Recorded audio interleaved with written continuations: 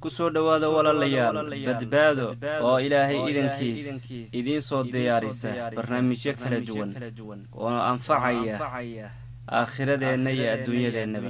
maanta waxaan idiin wadaa duco shaytaanku uu aad u necab yahay. ducadaa shaytaanku hadduu maqlo wuu ooyaa, aad buuna u karaahaystaa ducadan maqalkeeda. dhammaanteen waxaan ognahay insaanka cadowga ugu weyn uu leeyahay inuu yahay shaytaan, sida ilaahay tabaaraka wa tacaala uu yidhiba. imaamkii la odhan jiray abu xaamid alghazaali raxmatullaahi calayh wuxuu ku wariyey kitaabkiisa la yidhaahdo ixyaa culuumuddiin ducadaasoo shaytaanku aad u necab yahay. shaytaanku uusan rabin qof bil'aadanka ka mid a inuu ducadaa ku ducaysto. ducadan ama aharkan wuxuu ka wariyey imaamu abu xaamid alghazaali imaamkii la odhan jiray moxamed ibni waasic raxmatullaahi calayh. wuxuu ku ducaysan jiray imaamkaa la odhan jiray moxamed ibni waasic ducadaasoo weliba maalin kasta uu ku soo celcelin jiray oo ku ducaysan jiray. kadibna uu ka dhigtay duco khaas u ah asaga oo uu ku wardiyo maalin kasta. maalin maalmaha ka mid a markaa wuxuu imaaday shaytaan oo soconaya. markaasu wuxuu ku yidhi imaamkaanow, ninkaadaanow, waxaan kaa ballanqaadayaa inaanan waswaas iyo xumaan kula soo aadin. haddaan shaytaan ahay inaan ku nabadgeliyo ayaan kaa ballanqaadayaa ayuu shaytaan yidhi.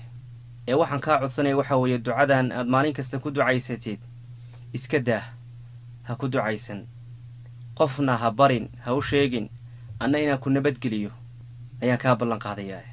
wax xumaanana ku amri mayo, kuu qurxin mayo, kuuna imaan mayo, waa ku nabadgelinayaa. laakiin iga ballanqaad ducadan inaad iska daysid, aanad qarisidna. imaamkii muxuu ugu jawaaba marka shaytaan? wuxuu yidhi maya, waxaad sheegaysa kaama yeelin. maalin kastana waan ku ducaysanayaa ducadan.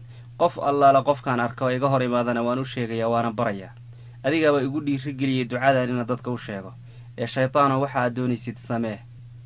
marka qof yahow mu'minka ah, ducadan waxay tahay ma doonaysaa inaad ogaatid. ducadaanoo shaydaan ka cabaaday.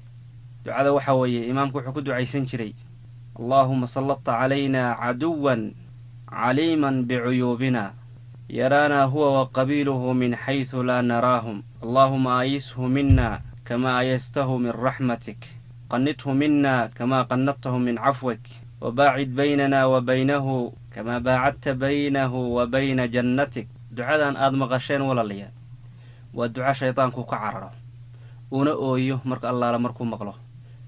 insha allahu shaydaan kuu soo dhowaan mayo. ducadaas ku ducayso, waa duco muhiima. shaydaan ma jecla inaad ducadan ku ducaysatid, leanna waa dhufayska shaydaankaa difaacaya. shaydaankuna ma rabo inaad dhufays samaysatid. marka ducadan aan ku dadaalno si shaydaan aan u cabsi gelinno oo uu nooga cabsado. ilaahay annaga iyo adinkaba ha ka badbaadiyo waswaaska shaydaanka iyo xumaantiisa. ducada macnaheeduna waxaa weeye ilaah waxaa nagu sallitay oo nagu soo dirtay cadow aad u yaqaana ceebaheenna, yacni waa shaytaan. wuuna arkaa asaga iyo xisbigiisa meel aanna annagu ka arkayn. ilaahu annaga naga quusi xaggeenna sidaad uga quusisay asaga naxariistaada, rajo yuusan naga soo yeelan. ilaahu naga duw shaytaan oo naga leex sidaad cafintaada aad uga leexisay oo uga duwday shaydaanka. annaga iyo shaytaan ilaahuna kala fogee sida asaga iyo naxariistaada aad u kala fogaysay.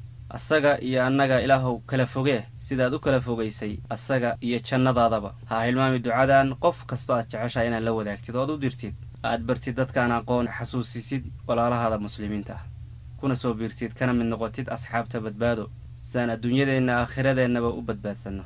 aad iyo aad baad u mahadsantihiin. salaamullaahi calaykum waraxmatullaahi wabarakaatu.